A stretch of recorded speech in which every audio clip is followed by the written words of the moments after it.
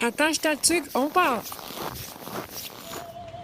Est-ce qu'il faut être digital nomade pour vivre une vie de voyage ? Si on en croit les réseaux sociaux, la seule façon, c'est avec ton MacBook au bord d'une piscine en train de siroter un smoothie. Mais est-ce que c'est vraiment la seule façon de vivre de vadrouille ? Est-ce que ce mode de vie est fait pour tout le monde ? Est-ce qu'il est fait pour toi ? Bienvenue dans l'épisode 65 de Chronique de voyage. Moi, c'est Alban, une vadrouilleuse à temps plein. Et aujourd'hui, dans ce premier épisode enregistré en direct du Mexique, je pense que tu entends la petite musique derrière et les oiseaux qui m'accompagnent, je t'embarque pour déconstruire tout ça. Et qui sait, peut-être te permettre de découvrir une autre façon de voyager. Allez, bonne écoute. Ça fait longtemps que j'ai envie de faire cet épisode. J'entends partout que le seul moyen de vivre une vie de voyage, c'est d'être digital nomade. Et j'ai envie de mettre les choses au clair. Entends-moi bien. J'ai rien contre les digitaux nomades, contre ce mode de vie. Je vais même te partager quels en sont selon moi les avantages. Mais je trouve que c'est aussi important de te montrer qu'il y a d'autres possibilités, que ce n'est pas la seule. Pour que tu puisses te faire ton propre avis sur la question et que ça puisse te donner des éléments, j'ai envie de dire une petite graine si tu as envie de voyager, mais que tu sens que être digital nomade, c'est pas pour toi. Parce que clairement, c'est pas un mode de vie qui est adapté à tout le monde. Dans cet épisode, je vais te partager aussi en description beaucoup d'autres épisodes de podcast, des ressources. Alors certains, je les ai écoutés, je les ai appréciés, je trouve qu'ils sont hyper pertinents ici. D'autres, je les ai pas forcément écoutés, mais ils me paraissaient adaptés. Et je me suis dit que j'allais les partager pour les personnes qui aimeraient creuser un peu plus, voir si ça peut les aiguiller ou non. Donc comme je te disais, on entend vraiment beaucoup parler des digitaux nomades, digital nomades, ça dépend si tu le dis à l'anglaise ou à la française, tu m'entendras dire les deux. Nos amis québécois disent aussi nomade numérique, les trois termes, c'est la même chose. Selon si tu le dis à la française, à la moitié française ou à l'anglaise. Donc concrètement, c'est quelqu'un qui travaille en ligne et qui voyage. Jusque-là, je n'ai pas inventé la poudre. Certains sont salariés et font du télétravail. D'autres ont leur propre business en ligne. C'est quand même ça le plus courant. On a souvent l'image du digital nomade qui loue une villa à Bali. J'ai envie de te dire que c'est qu'une partie de la réalité. Dans les faits, il y a toutes sortes de nomades digitaux. Certains vivent à l'année dans un véhicule aménagé, certains vivent dans un pays étranger avec un visa touriste et quittent le pays dès que le visa l'exige. D'autres vivent quelques mois dans leur pays d'origine, d'autres dans un pays étranger ou encore ils passent des mois à vadrouiller. Donc tu as compris, il y a autant de façons de faire que d'individus qui vivent cette vie. Ce que tu vois là, le digital nomade à Bali, c'est juste une partie de l'iceberg. J'ai envie de dire la partie immergée même. Attends, l'inverse ? Comment on dit ? Oh, t'as compris, la partie visible. Le plus gros avantage, en fait, de ce mode de vie, et ce qui fait que c'est si populaire aujourd'hui, outre le fait que le Covid a rendu plus facile le travail en ligne, évidemment, c'est qu'en fait, tout est en ligne. Donc ça peut être effectué de partout dans le monde. Tu n'as pas besoin d'être chez toi, tu n'as pas besoin d'être à un bureau. À partir du moment où tu as un ordinateur, une connexion Internet, tu peux travailler. L'autre gros avantage, c'est que tu es payé dans la monnaie de ton pays. Donc selon où tu voyages, ça peut te donner un très gros pouvoir d'achat. C'est pour ça qu'il y a autant de personnes à Bali, parce que le coût de la vie est moindre comparé à l'Europe ou l'Amérique. Quand je dis l'Amérique, j'entends l'Amérique du Nord parce que c'est quand même beaucoup de Canadiens et d'Américains que tu vois là-bas. Les pays occidentaux ont quand même un pouvoir d'achat beaucoup plus fort que les personnes de Bali, les Indonésiens ou d'autres pays asiatiques. Pareil en Amérique du Sud. Donc c'est pour ça qu'en Asie, en Amérique du Sud, tu vois beaucoup de digitaux nomades parce qu'en fait, même si tu gagnes, admettons, je sais pas, juste 200 € par mois, là-bas tu peux vivre confortablement en fait. Ce que tu ne peux pas dans ton propre pays. C'est donc pour ça que travailler en ligne, c'est une bonne façon de pouvoir voyager à long terme. Mais j'ai envie que tu comprennes deux choses importantes. La première, c'est un travail à temps plein. Tu peux donc pas passer tes journées entières à visiter. Tu vas devoir trouver une organisation. Je me rappelle, j'ai vu une vidéo, je crois, ou un épisode de podcast, je ne sais plus exactement, mais Bruno Maltor expliquait qu'il se levait tous les jours très tôt dans le but de passer en fait la matinée à travailler de façon assez intense pour avoir ses après-midi pour visiter. Si tu le connais pas, c'est un influenceur voyage. Concrètement, ça veut dire quoi ? Il voyage et crée du contenu sur ses voyages, sur les endroits qu'il visite. Donc cet exemple, c'était pour illustrer qu'il faut que tu trouves une organisation qui te convient, sans t'épuiser. Et ça peut prendre du temps. Et c'est une des raisons pour lesquelles de nombreux digitaux nomades, en fait, ils restent de longues périodes au même endroit, d'où le côté de louer une villa à Bali. Pourquoi ? Parce que quand tu loues une villa, généralement, ils sont à plusieurs, donc aussi ça motive, ça évite d'être seul. Mais tu peux rester un bon moment. Tu pars pas tous les 2 jours comme dans une auberge de jeunesse ou un hôtel. Et ça te permet donc de rester un moment au même endroit. Ça aide pour trouver ton rythme entre travail et voyage. La deuxième contrainte, j'ai envie de dire que c'est que tu as constamment besoin d'avoir du bon, voire du très bon Wi-Fi. Et ça peut être un peu compliqué à anticiper. J'ai entendu parler, alors je n'ai pas testé, je peux pas te le dire, mais je partage cette astuce, qu'il existe en fait des sites internet qui permettent de tester la connexion. Donc tu peux tenter, si tu réserves un logement, de demander avant la réservation si c'est sur un Airbnb, l'hôte ou un hôtel à la réception, s'ils ont la possibilité en fait de faire ce test en expliquant que toi tu viens là pour travailler et que tu as besoin d'une bonne connexion. Ça ne coûte rien de demander, au pire on te dit non et tu cherches ailleurs. Tu peux aussi regarder dans les avis, voir si certaines personnes évoquent la connexion internet, parce que les digitaux nomades, ils ont tendance à en parler dans les commentaires pour aider les autres dans le choix. Et les personnes qui voyagent en van, il y en a quand même beaucoup qui investissent dans une box Starlink. C'est en fait créé par Elon Musk. Une box qui te permet d'avoir internet en fait moyennant l'achat de la box et le paiement tous les mois d'un abonnement. Mais tu peux avoir accès à internet même dans les endroits les plus reculés. Donc ça peut être hyper pratique quand tu travailles en ligne. Je t'avais dit que je n'évoquais que 2 points, mais j'ai envie de t'en rajouter un autre. Parce qu'il est à prendre en considération. Je ne l'ai pas mis dans les 2 parce que selon comment tu voyages, tu n'es pas forcément concerné. C'est le fuseau horaire. Forcément, si tu restes dans ton propre pays ou sur le même fuseau horaire, c'est pas forcément problématique. Ou si tu as une activité, je sais pas, tu crées des sites internet par exemple, c'est pas une problématique non plus. Mais si tu fais des appels, des visios, des conférences, des masterminds, des coachings ou autres, ça peut devenir un vrai casse-tête. Je vois par exemple en ce moment, je suis sur un fuseau horaire. J'étais en Californie et maintenant au Mexique. J'ai 9 heures de décalage avec la France. C'est pas évident à coordonner. C'est vraiment pas évident. Donc c'est quelque chose à prendre en considération quand tu veux être digital nomade, parce que tu peux pas en permanence te réveiller au milieu de la nuit pour faire des conférences ou quoi. Et tu peux pas demander forcément aux personnes de faire une conférence à 20h. Donc à prendre en considération. Comme je te l'ai dit, et c'est là tout le but de cet épisode, aussi pratique que ce soit de travailler en ligne, c'est pas un mode de vie qui est fait pour tout le monde. Il y a un bus touristique qui passe derrière moi. Je sais pas si tu l'entends, mais du coup je attends qu'il passe, hein. Je te disais donc, c'est pas un mode de vie qui est pour tout le monde. Le lion ne s'associe pas avec le cafard. Si tu aimes avoir des collègues à côté de toi, tu vas pas vivre une vie au milieu de personnes qui passent leur journée sur Internet. Tu seras pas à ta place. Est-ce que j'ai réinterprété la citation d'Astérix Obélix? Bravo si tu as reconnu. Oui, évidemment. Et j'ai envie de te présenter donc les autres possibilités, celles que je connais pour voyager à long terme. J'insiste bien sur celles que je connais parce que il y en a peut-être d'autres. Les nomades, ça a toujours existé. Des bergers, des guerriers, il y en a toujours eu. C'est pas des modes de vie que je connais. Je sais pas si ça se fait encore aujourd'hui. Berger, probablement. Je ne sais pas. Donc, je veux pas parler des choses que je ne connais pas. Mais si toi, t'en connais, viens me dire. Viens me partager, que ce soit en commentaire, en message privé sur Instagram ou par mail. Je suis à l'écoute. Le premier point que j'ai envie d'aborder, c'est l'expatriation. Et oui, c'est aussi une façon de voyager. C'est juste que tu restes plus longtemps au même endroit. Donc qu'est-ce que c'est? Commençons par la définition. J'ai trouvé 2 origines possibles, du latin, du grec. Tu vas voir que l'idée est la même. En latin, ex, c'est-à-dire en dehors de, loin de, et patria, la patrie. En grec, exo, c'est-à-dire en dehors de, et patrida, la patrie. L'idée est donc la même. L'expatrié, c'est celui qu'on enlève de sa patrie. Donc c'est celui qui est loin de son pays d'origine, de sa terre natale. Concrètement, ça veut dire quoi? T'installer, vivre et travailler dans un autre pays. J'ai envie de te recommander, si tu es intéressé par ce mode de vie, 2 podcasts qui en parlent énormément, qui partagent des ressources et surtout beaucoup de témoignages. C'est French Expat, animé par Anne-Fleur Andrely. Désolée Anne-Fleur, je suis pas sûre de la prononciation. Et Fille Expat par Kelly Baricello. Je te mets les liens en description.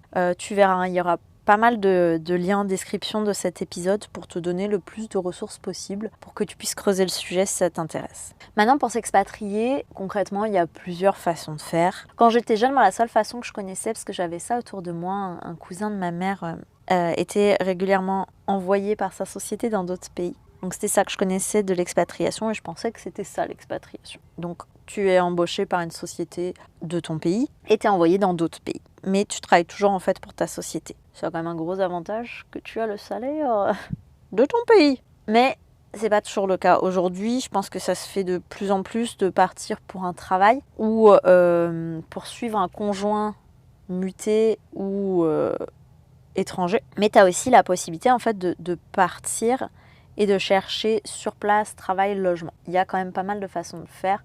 Concrètement, t'expatrier, c'est quitter ton pays et t'installer dans un autre pour le temps qui te plaira. Certains y restent toute leur vie, d'autres non. Ma sœur par exemple, ça fait un peu plus de 20 ans maintenant, bon, avec des petits retours en France, qu'elle vit en Allemagne. Mais chacun sa façon de faire. L'avantage de l'expatriation, c'est que tu vis comme les locaux. C'est du slow travel, donc tu découvres vraiment le lieu. Tu as un salaire qui est adapté à l'endroit où tu vis. Ça te permet d'apprendre la langue plus facilement. Même si les expatriés ont quand même tendance à rester entre eux et ça peut rendre la chose difficile. Et puis tu vas travailler dans ton domaine. Tu pars pas travailler dans un autre pays en t'y installant pour aller, élever des vaches si ce que tu aimes faire c'est l'aéronautique. Oui, je sais pas pourquoi ces exemples-là. Des fois, faut pas chercher à savoir ce qui se passe dans ma tête. Les inconvénients, c'est que c'est lourd administrativement. Faut que tu trouves le bon visa, faut que tu ouvres des comptes en banque, du téléphone, des assurances, rechercher un appartement, apprendre les codes du pays. Ça peut être assez lourd. Mais j'ai une alternative pour ça. C'est t'expatrier dans un bout de ton pays plus isolé. J'entends par là. Si t'es français, tu peux aller dans les dom-toms. Si tu vas à La Réunion, si tu vas en Martinique, en Guadeloupe, si tu veux même aller en Nouvelle-Calédonie, le dépaysement, tu l'as complètement. Mais tu as l'administratif simplifié parce que c'est une partie de ton pays. Donc c'est comme si tu déménageais, de Lyon à Paris. Pourquoi aller à Paris? Je ne sais pas. Mais il y en a qui le font. Oui, je me moque des Parisiens. Jetez-moi la pierre. Je déforme beaucoup les citations aujourd'hui. Si t'as pas la ref, là, je sais pas si je vais m'en remettre. Il y a aussi la possibilité d'aller dans des pays avec lesquels ton pays a des accords. J'entends par là, par exemple, si tu viens d'un des pays de l'Union européenne, t'as quand même pas mal de possibilités au sein de l'Union européenne et ça te simplifie énormément les démarches administratives parce que t'as pas besoin de visa. C'est quand même vachement plus simple. Donc c'est une possibilité. La première possibilité de voyager à long terme, c'est l'expatriation. Dis donc, j'ai du mal à parler aujourd'hui. La deuxième que j'ai envie d'évoquer, c'est le PVT, le permis vacances-travail. En anglais, le Working Holiday Visa. C'est un visa qui te permet en fait de travailler partout au sein d'un même pays. Donc c'est pratique parce que t'es pas obligé de rester à un seul et même endroit.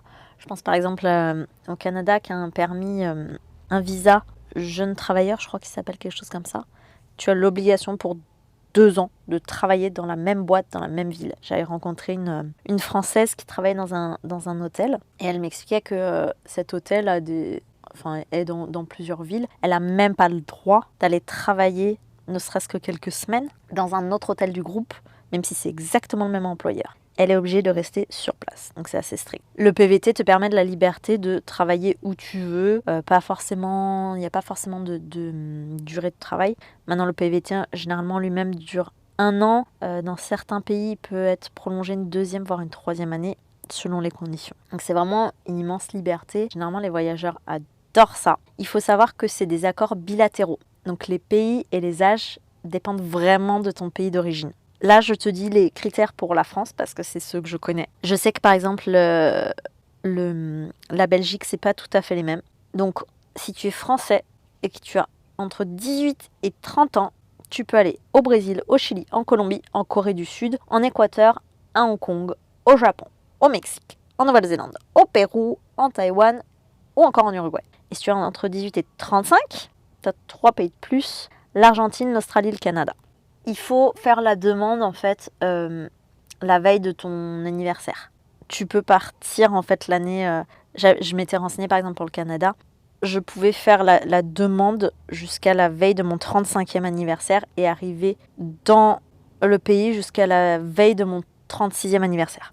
Je sais pas si c'est plus clair. Donc le gros avantage du PVT, c'est que c'est facile de travailler. T'as aucune durée ou lieu obligatoire. En Australie par exemple... Un gros avantage, c'est que tu peux te faire pas mal d'argent. C'est pour ça que beaucoup de voyageurs y restent un moment. Et tu as la liberté de voyager, en fait. Tu peux alterner des temps de voyage, de travail, comme tu le veux. Travailler beaucoup, quelques mois, pour ensuite voyager, c'est toi qui vois. Le gros inconvénient, selon moi, c'est la limite d'âge. Salut la vieille!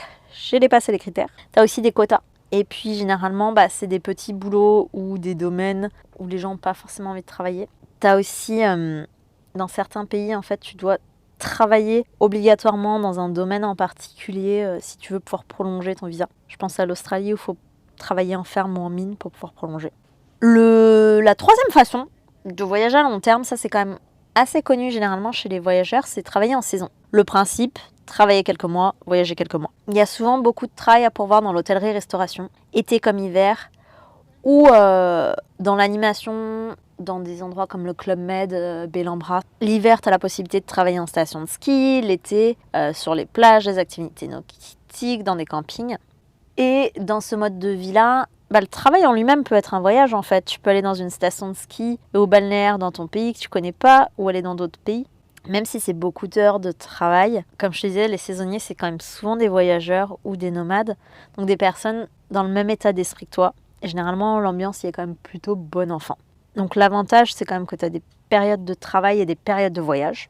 La plupart du temps, après ça dépend de ton contrat, etc. Mais tu es souvent logé, nourri, et donc tu peux garder en fait tout ton argent pour voyager. Et c'est du slow travel. Oui, je mets souvent ça en avantage, parce que pour moi, c'en est un de pouvoir avoir le temps de découvrir un endroit. L'inconvénient, c'est que c'est des longues heures de travail. Ça va pas forcément être le travail de tes rêves, parce que si ce n'est pas ce que tu aimes, travailler dans l'hôtellerie-restauration, c'est quand même là qu'il y a le plus de travail. Et même si je dis que le slow travel, pour moi, c'est un avantage, ça peut être pour certaines personnes un inconvénient de devoir rester plusieurs mois au même endroit. La quatrième façon de faire dont j'ai envie de te parler, c'est le volontariat.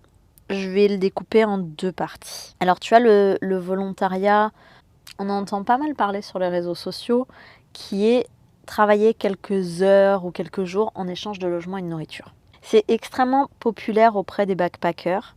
Tu as des sites qui le référencient. Par exemple, tu as le site www.oof.net, Woof, pour ce qu'on appelle le woofing. C'est un réseau en fait qui met en relation des fermes et des volontaires. Donc ça, c'est une des façons de faire. À ma connaissance, c'était la première façon de faire. Donc concrètement, tu es envoyé sur une ferme pour un temps donné. Tu aides à planter, irriguer, prendre soin, avoir en fonction des besoins. Ça peut être construire aussi certaines choses. Et en échange, ils te logent, te nourrissent. Tu as le Workaway, c'est aussi un site. Et là, tu as quand même du travail en auberge de jeunesse, dans des communautés.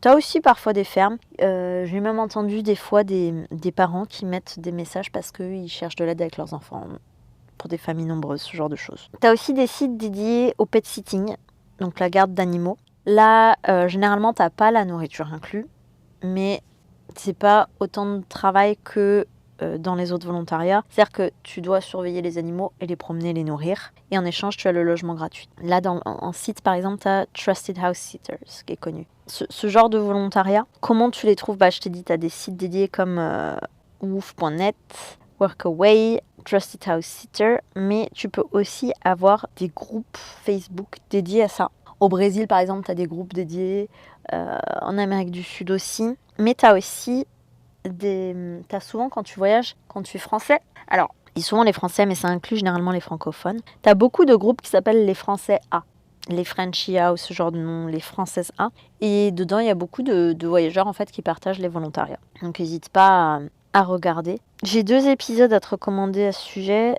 Un de Hublot au couloir où Anne-Sophie parle de ses expériences. Je te mets le lien en description. Et un autre de Nomadness qui est un guide pratique. Je n'ai pas écouté encore celui-là, il est dans ma liste, mais il m'a l'air assez bien fait. Maintenant, les avantages de ce mode de vie, c'est que t'as pas de dépenses. T'as du temps défini de travail et t'as du temps libre. Un autre avantage, c'est que t'as la possibilité de combiner avec du travail en ligne ou de la vente d'artisanat, par exemple. Tu participes à un projet, donc ça peut aussi te permettre de rencontrer d'autres voyageurs, parce que t'en as souvent, je pense surtout les volontariats en auberge de jeunesse, généralement c'est que des volontaires d'autres voyageurs. C'est aussi du slow travel. Maintenant, le gros inconvénient, c'est que tu n'as pas de rentrée d'argent. Et tu n'as pas forcément le choix sur le boulot. Par exemple, en auberge de jeunesse, si tu as envie d'être à l'accueil, à ce moment-là, les besoins, ça va peut-être être en cuisine ou au ménage. J'ai oublié un avantage que je veux te dire. Ça peut être aussi l'occasion d'apprendre de nouvelles compétences. Il y a un autre type de volontariat. Alors, je t'en parle, mais je prends des pincettes pour en parler. C'est le volontariat dans le sens les projets solidaires. Comme enseigner dans un orphelinat, aider à construire un puits, où il y a énormément d'autres façons de faire. Ça peut être des projets humanitaires, environnementaux, communautaires. Pourquoi je prends des pincettes? Parce que pour moi, je trouve que ça ne devrait pas être une façon de voyager. Mais en revanche, si c'est quelque chose que tu as envie de faire, d'aider, voyager pour le faire peut être une belle façon. Je ne sais pas si tu vois la nuance que j'essaie de mettre là-dedans. Pourquoi je prends des pincettes? Parce que ça a donné naissance à des très mauvaises pratiques. Une chose qui s'appelle le volontourisme. Alors, je ne sais pas si tu as deviné, mais volontourisme, ça vient de la contraction entre volontariat et tourisme. L'idée, elle est belle, hein. Voyager en aidant et en vivant des expériences uniques. Et puis pour les locaux, ça permet de recevoir gratuitement une aide dont ils ont besoin, qu'ils ne peuvent pas payer. Ok. Alors, tu vas me demander, pourquoi c'est une mauvaise chose? Déjà, en fait, il faut réaliser que c'est une solution à court terme. Les volontaires restent quoi, 3 semaines, un mois? C'est pas suffisant. C'est pas suffisant pour former quelqu'un. Des fois, le temps de formation qui serait nécessaire est plus important que la durée que les personnes restent sur place. Donc ça veut dire que les personnes qui viennent aider sont peut-être pas, peu ou peut-être même mal formées. Elles n'ont pas forcément réellement connaissance des besoins. Un autre point, et là je pense notamment aux orphelinats ou aux écoles, toutes ces missions auprès d'enfants. En fait, les enfants ils s'attachent, ils doivent dire au revoir tous les mois. T'imagines le traumatisme pour les enfants? C'est pas évident. Et j'ai même, en faisant des recherches, trouvé quelque chose d'encore plus horrible et j'en avais pas conscience. Ou peut-être que je ne voulais pas en avoir conscience, je suis pas bien sûre. Il y a des personnes qui cherchent en fait à se faire de l'argent avec ça et créent de toutes pièces des orphelinats. Et ils proposent à des familles, je suis désolée pour l'horreur, pour les personnes un peu sensibles, mais a priori c'est la vérité. Ils proposent aux familles de vendre leurs enfants en fait pour se faire de l'argent. De ce que j'ai pu voir, ça se ferait beaucoup au Cambodge et au Népal. Tu comprends donc pourquoi je cautionne pas forcément. Certains autres aspects négatifs, c'est aussi le côté... Il y a un aspect un peu syndrome du sauveur blanc. Parce que généralement, c'est le blanc qui vient aider un noir. Ça peut paraître horriblement raciste dit comme ça. Malheureusement, c'est une réalité. Je vais t'expliquer ce que j'en comprends.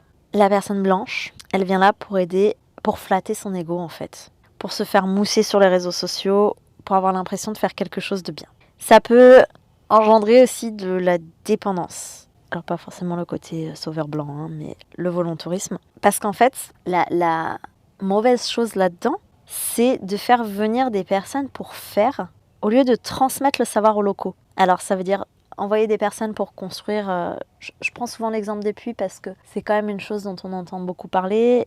Il y a énormément de pays, notamment africains, où il n'y a pas accès à l'eau potable. Et il y a besoin de construire des puits pour que les personnes, les villages puissent avoir accès à l'eau. Et en fait, envoyer des personnes pour les construire, plutôt que d'envoyer des personnes pour apprendre aux gens sur place à construire des puits, ça crée une dépendance. Parce que le puits, il suffit plus. On a épuisé l'eau à cet endroit-là, on a besoin de construire dans le village d'à côté. On n'a personne pour le faire. On a toujours besoin. C'est ce qui se passe avec les écoles, les orphelinats. Si c'est toujours des volontaires qui enseignent, et si personne ne transmet ce savoir-faire aux locaux, comment est-ce qu'ils vont faire le jour où il n'y a plus de volontaires? Il n'y a personne qui sait faire. J'ai écouté un épisode de Voix Off qui s'appelle Trouver sa voix au Laos. Dedans, Mélissa, en fait, elle explique justement l'importance de cette transmission. Elle a créé une association. Je ne sais plus exactement les détails, mais en gros, au Laos, elle a créé une école et elle explique dedans l'importance, elle, qu'à terme, cette école soit gérée par les locaux et par des anciens élèves pour pouvoir leur transmettre, pour pouvoir leur donner une chance d'avoir du travail, de s'en sortir. Et je trouve ça hyper intéressant par rapport à ce sujet-là. Il y a une autre chose hyper néfaste, c'est le côté imposer sa culture. Ce que j'en comprends là-dedans, en fait, c'est qu'à avoir toujours des volontaires, notamment auprès des plus jeunes, les volontaires, ils transmettent leur culture, ce qui est normal en soi, ce qui se passe. Mais les locaux ont plus la possibilité de le faire parce qu'ils sont pas là pour la transmettre. Donc, c'est-à-dire que la culture locale, les valeurs locales, elles se perdent. Et ça, c'est dramatique. Donc, j'espère que je t'ai expliqué pourquoi je prends des pincettes pour parler de ça, parce que je trouve qu'il y a des travers terribles. Maintenant, le volontariat, c'est une très belle chose. Ça existe et ça peut être encadré. Donc si vraiment c'est quelque chose qui t'attire, je t'invite très fortement à le faire de manière structurée. Donc soit tu te rapproches d'une ONG qui s'engage dans un domaine qui te tient à cœur et là ils sauront t'expliquer exactement les démarches pour pouvoir être envoyé avec eux. Ou il existe des contrats.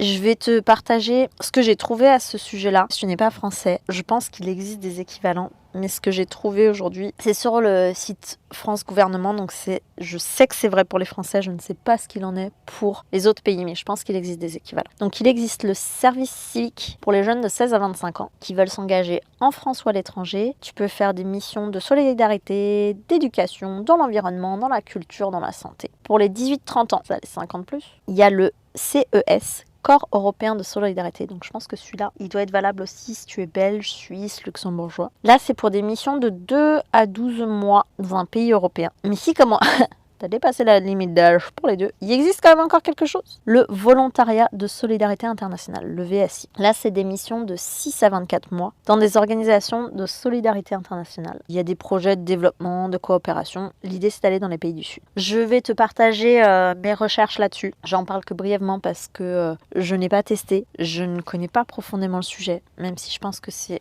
important, que c'est une belle chose de s'engager, mais je trouve que ça devrait pas être uniquement pour voyager qu'on le fait, mais pour ses valeurs. Donc j'avais quand même envie de t'en parler aujourd'hui. Maintenant, j'ai envie de revenir aux autres façons de voyager à long terme. Il y en a une autre dont on n'entend pas forcément beaucoup parler, et c'est pour ça que j'avais envie de t'en parler, c'est travailler sur un bateau. Si tu chantes, si tu es dans l'animation, il faut savoir qu'il y a des compagnies de croisière qui recherchent toujours des personnes pour divertir les passagers. Tu peux aussi avoir du travail dans l'hôtellerie-restauration, en cuisine, au service, sur ces bateaux-là. Et si c'est quelque chose qui t'intéresse en ce moment, Kelly, l'hôte du podcast Fille Expat, elle fait ça et elle le partage alors, sur son compte Instagram, mais aussi sur le podcast. Donc tu peux en savoir un peu plus. Le gros avantage de travailler sur un bateau, c'est que tu vois des paysages qui sont visibles que depuis la mer et des lieux qui peuvent coûter une fortune si tu essaies d'y aller d'une autre façon. C'est quand même une expérience unique. Je pense que ça crée des liens uniques parce que tu vis 24 sur 24 avec les personnes. Et tu as aussi une formation en sécurité pour travailler là-dessus. Maintenant, le gros inconvénient, c'est que tu travailles 7 jours sur 7, tu as des longues heures, tu n'as pas de séparation de travail-maison, tu n'as pas forcément le choix de la destination et j'ai envie de le dire, même si ça c'est tes croyances, tes valeurs, ça ne regarde que toi, mais ça pollue énormément. Le dernier point que j'ai envie d'évoquer sur une façon de vivre de voyage. J'espère que tu trouves pas que cet épisode fait trop liste de courses. J'essaie vraiment de te présenter tous les points. Mon but c'était pas de te dire fais ci, fais ça, mais vraiment te présenter ce qui existe pour pouvoir te donner des idées si tu as envie de le faire et que tu ne sais pas comment. Donc mon dernier point sur le sujet, c'est aller dans un pays ce que j'appelle bohème. C'est-à-dire que c'est des pays un peu plus tranquilles où on n'est pas forcément à cheval sur les règles. J'entends par là pas mal de pays d'Amérique latine aussi. Je l'ai vu en Inde, je sais pas exactement comment ça se passe en Asie, mais tu peux vendre dans la rue en fait sans avoir besoin de visa. Travailler dans des bureaux, etc. En restauration, en hôtel, on va te demander un visa, mais pour vendre, pas du tout. Tout le monde peut le faire. Je t'en ai parlé dans l'épisode Le macramé pour voyager, mais en gros, selon tes compétences, tu peux vendre ton art, ton artisanat dans la rue, dans les coins touristiques, sur les plages, faire les marchés. Ou tu peux vendre tes services, par exemple si tu es dans le bien-être, tu fais des massages, des soins énergétiques, tu peux le faire dans la rue en fait, sur la plage. En Paraguay, il y avait même une coiffeuse qui voyageait à moto et qui coupait les cheveux dans la rue. Je vais te dire aussi, si l'idée te séduit, mais que tu sais pas ce que tu pourrais faire, tu peux réserver un appel avec moi pour qu'on en discute. Je propose une prestation où pendant l'appel, en fait, on brainstorm ensemble. Je vais te poser des questions pour te faire réfléchir, voir ce que tu aimes, si ça peut être adapté, et qu'on trouve, si tu as envie de suivre ce chemin-là, qu'est-ce que tu peux faire? Tu peux aussi faire appel à moi si tu cherches quelqu'un avec qui partager tes doutes ou si tu as des questions. Ou encore si tu veux réfléchir plus en amont que ça à comment financer un voyage à venir. Si tu veux en savoir plus, tu peux m'écrire sur Instagram. Alors c'est @chronique_s.2.voyage ou par mail podcast_chronique_s2voyage@gmail.com, tout attaché. Ou si tu veux directement réserver un appel, je te mets le lien en description. L'avantage de ces pays bohèmes, c'est que tu fais des belles rencontres avec d'autres voyageurs. Ça te permet de visiter des attractions touristiques en gagnant de l'argent. Tu fais une activité que tu aimes. Tu n'as pas besoin de courir après Internet. Crois-moi, ça va être assez pénible. Mais tu n'as pas de garantie de revenus. Tu peux passer une journée entière et ne rien vendre. Tu as beaucoup d'heures de travail et souvent tu as quand même besoin d'aller dans les coins touristiques. Voilà, ça me tenait à cœur de te montrer que en fait, être digital nomade, c'est pas la seule possibilité de voyager à long terme. J'avais envie de te montrer qu'il y a d'autres façons de faire et si j'ai pu planter une petite graine sur une autre façon de voyager, alors je suis heureuse. Expatriation, PVT, saison, volontariat, croisière ou encore vendre tes services en personne à l'étranger. J'ai fait exprès de pas rentrer dans les détails parce que ça allait être imbuvable. C'était pas le but. Et je préfère te partager en fait des ressources, je te l'ai dit, je te le redis, hein, il va y avoir pas mal de liens en description. Les ressources que j'ai trouvées ou qui me paraissent pertinentes pour que tu puisses creuser le plus le sujet. Moi, mon idée, c'est vraiment de te montrer qu'il y a d'autres façons de faire. Mais je ne suis pas là pour les chercher pour toi, pour te donner les détails. Mais après, si tu connais d'autres façons que celles que j'ai listées, parce que je n'ai pas la science infuse, je ne prétends pas l'avoir, si tu as peut-être des précisions par rapport à ce que j'ai dit, une des façons de faire que j'ai abordées, viens me dire en commentaire. Et j'ai envie d'en profiter pour remercier Clément qui, semaine après semaine, me laisse des commentaires de soutien. J'ai aussi envie de remercier Patrick, Régine et Béatrice qui me soutiennent financièrement sur Patreon. Merci, c'est vraiment une grande aide tout ça. Et j'en suis vraiment très reconnaissante. Et j'ai envie de te dire merci aussi à toi d'avoir écouté jusqu'ici. Et je te donne rendez-vous dans 2 semaines pour un nouvel épisode de Chronique de voyage. À très vite!